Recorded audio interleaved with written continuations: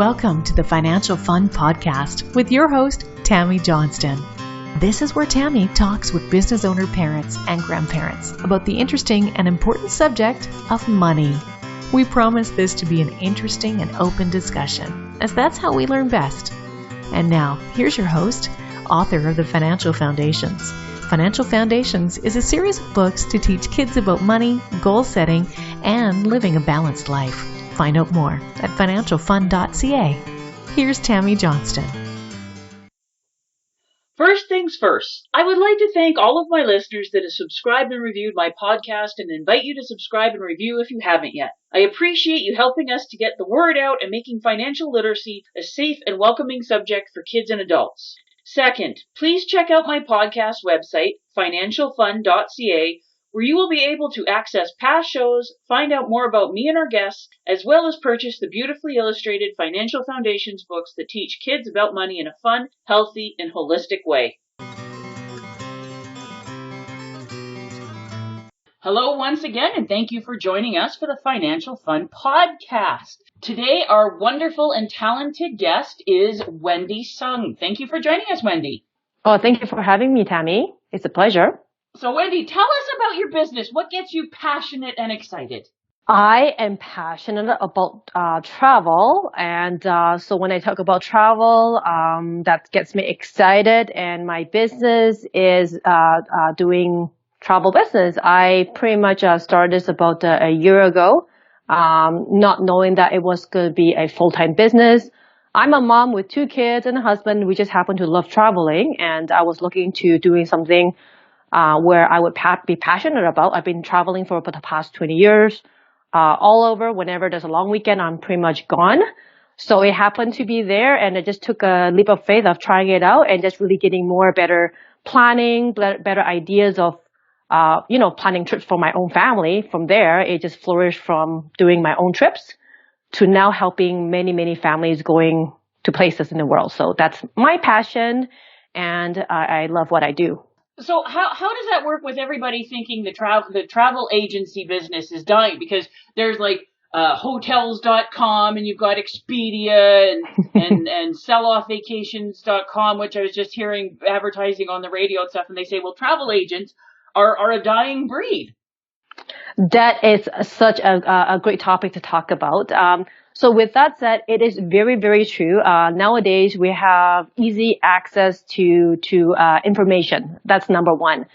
But at the same time, people are so overwhelmed with so much information, what is true, what is not true. That is the thing out there, even for, let's say, a insurance company like yours, financial companies like yours.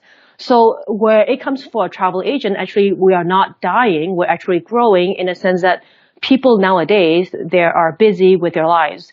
They're so busy with having, like their own business, having to take their kids around for errands. They want to do the planning, but they don't have time to do it. Because they're so overwhelmed with all this information out there, who can give me the best information?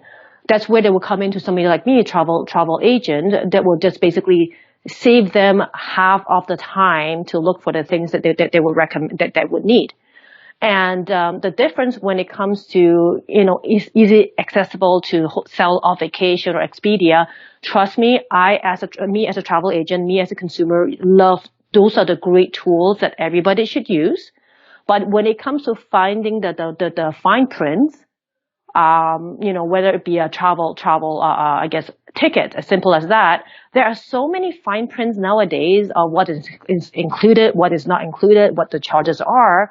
That's where those tools will not be able to help somebody like yourself to ask those questions. That's where a useful travel agent like myself can advise otherwise.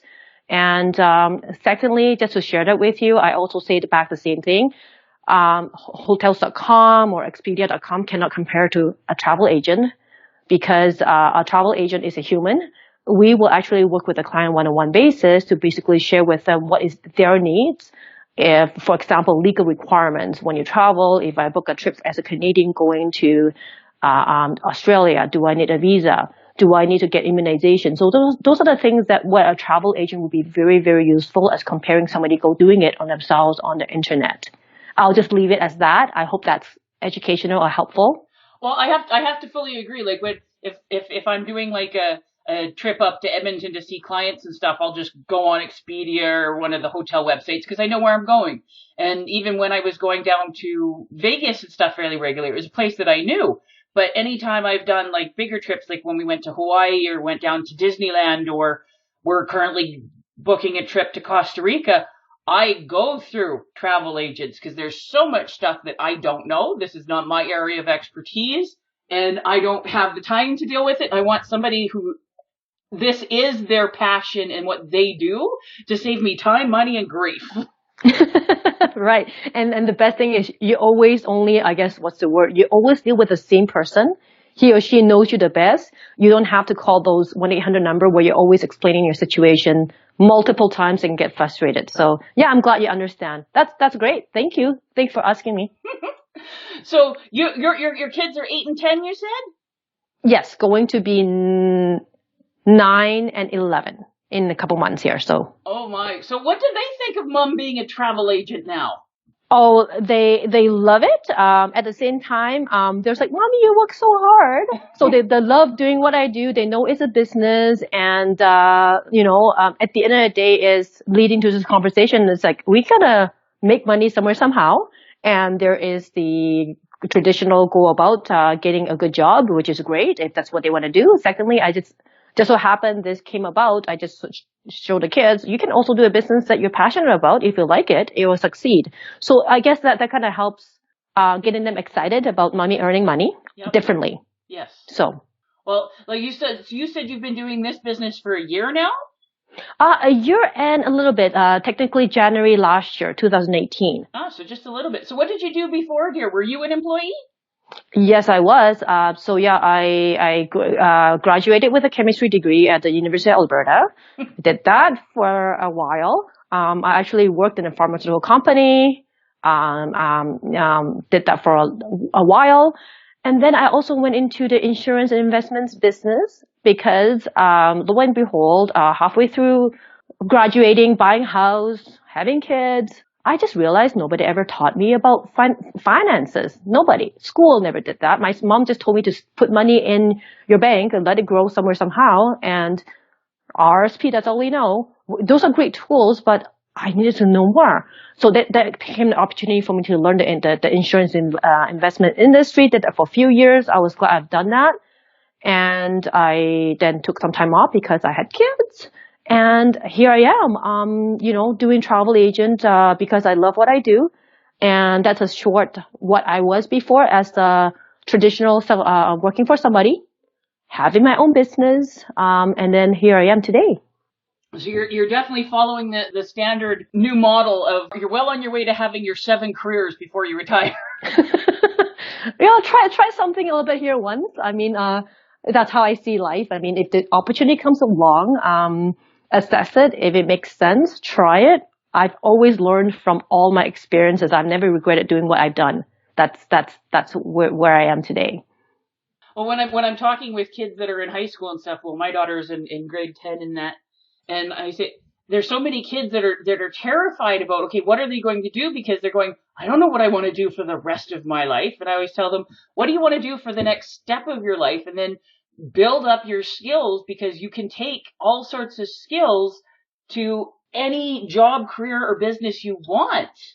They're just stepping stones. Right. That is totally true. I would say, just going back, I guess the topic is about earning money. That is what we're talking about, how to plan properly. I think at the end of the day, the assets is actually your positive thinking about yourself and being confident to make the right decisions and be known that mistakes will happen, and these are part of life lessons. Those will teach you to be better and stronger, and these are the foundations I always tell my kids.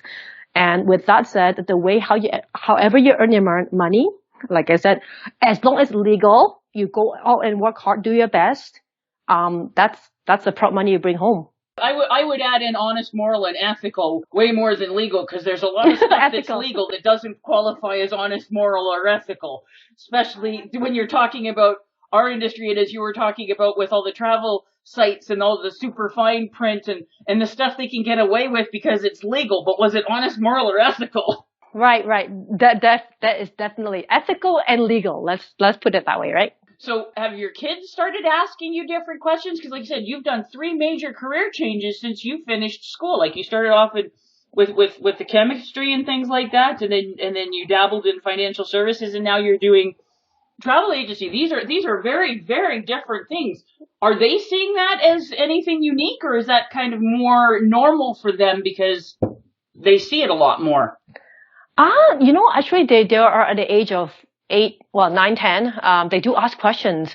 Mommy, how do you make money? How much do you have? How much is in your bank? Where you get all this money? Like, how do you make more money? So these are the questions that are coming from both of them. But the one that is more eager is my son, who is the older one. He's 11. He seems to have a keen understanding of money. And he's always talking about, Mom, I like to make more money and I want to put more money into college. So I guess as parents, we're always trying to give them some ideas of where money come from and what can you do with it. So a few years ago, we started how parents or family members always been giving money, cash money or whatever that may be. We've actually gone to the bank with them. Hey, we're going to open an account for you. So I actually show them how they were actually there with the whole process of opening an account with us. That money is sitting behind the bank somewhere somehow. You need a card to access it right now. So therefore you can see you have this much today.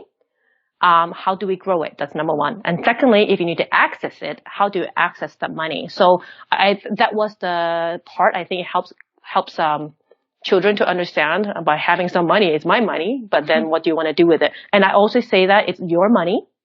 It's not mommy and daddy's money, but it's your money, which is basically helping you right now. Yeah. That was helpful. So that's number one. And from that point onwards, of course, school comes in. There's math, learning units of kilograms and then cents and counts and all that. I utilize while they're learning all those units.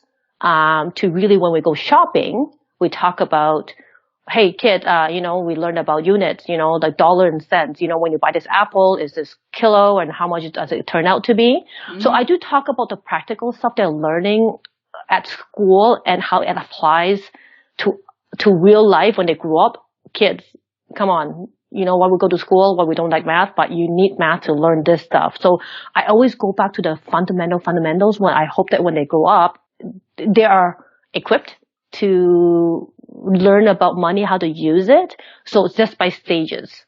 Oh, you're preaching to the choir here. I take my daughter out grocery shopping and teach her how to tell the difference between different prices and stuff, and that you have to be watching things, because just because it's on sale or something doesn't mean it's the best price, or just because it's the bigger box doesn't mean it's better than getting 2 of the smaller ones, and just teaching her to pay attention. And then it's really quite funny, because I'll just ask her, I said, is that what you want to do? And then she'll look, and then because I've been teaching her what to be paying attention to, and then she'll see something, because they do put tricks in there, because people are very much unconscious and creatures of habits. And then she goes, the sneaky bastards. Right.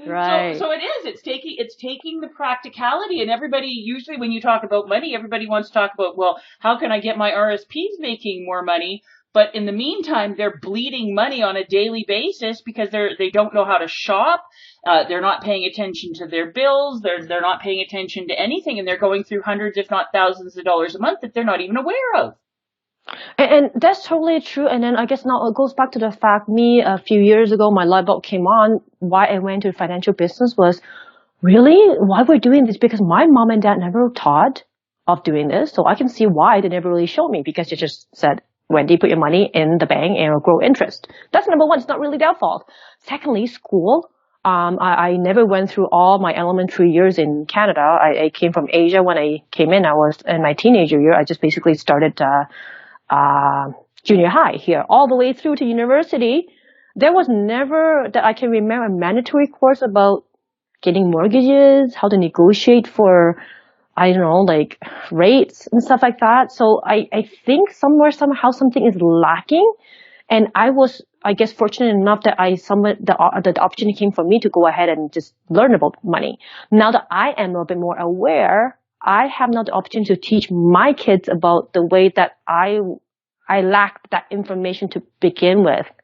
And that's where people like yourself, financial guide, Tammy Johnston, can go out and do more education somewhere, somehow. I don't know. I don't know how can we share this more, right? Well, that's what we're working on. They do have what's called COM 20, Career and Life Management 20, that is a mandatory course for graduation, but it hasn't been fixed in 28 years. They are working on the curriculum right now. Yes, you are right. It's not being rolled out till I know after my daughter's done. And as one of the people that's been as part of the process, because I inserted myself into it, they have the best of intentions, but they still are completely missing the mark, because teachers, we absolutely love them. They work very hard. They have the best of intentions, but this is not their area of expertise. And so this is why I do things like the podcast, and I teach, and I have the books, because you can't teach what you don't know. And unfortunately, money is a more taboo subject than sex. And there's lots of stuff out there that masquerades as education, but it's not. Right. Yeah, no, we're glad. We're glad you're doing this. Let's just say I wish we have more financial people actually going to classes that will teach about money. Yeah, you know what? That's a very good idea. Okay. So to finish up here, if you could make sure that your two kids have 3 lessons about money, so that when they go out to college or university or out to start their first business, what are the 3 things you would want them to know? Want them to know. With money, know that they don't come free. I would want them to have at least go out there and done some work, like physical work. Go to like a McDonald's or Walmart, just learning how hard money comes in. And secondly, money, you need to be good in math to learn about money.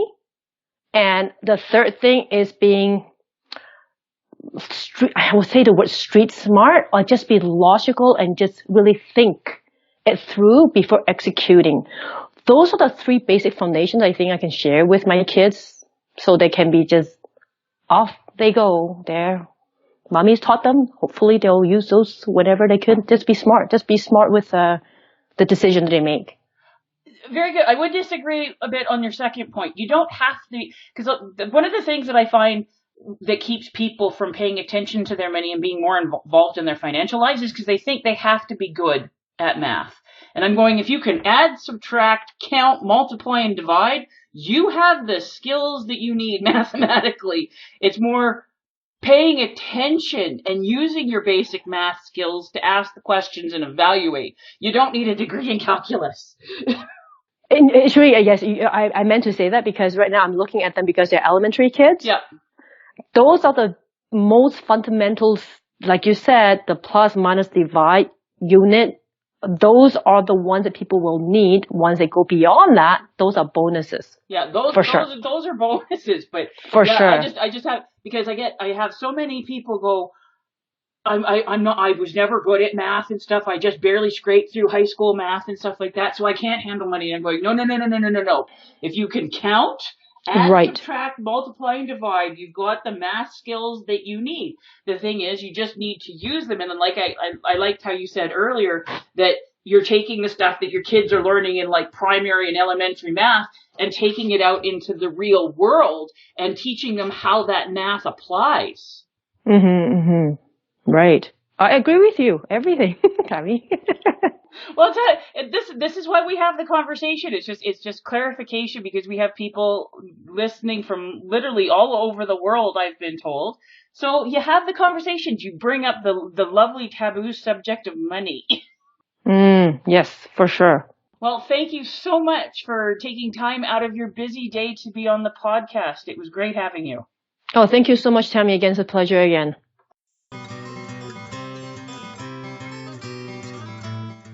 Before we leave each other, I would ask all of you listening to please subscribe to and rate my podcast. A review would be most appreciated, and feedback is always welcome. Whether it be a comment, future topic suggestions, and/or questions you or your kids would like to have answered in the Ask Tammy column on the financialfund.ca website.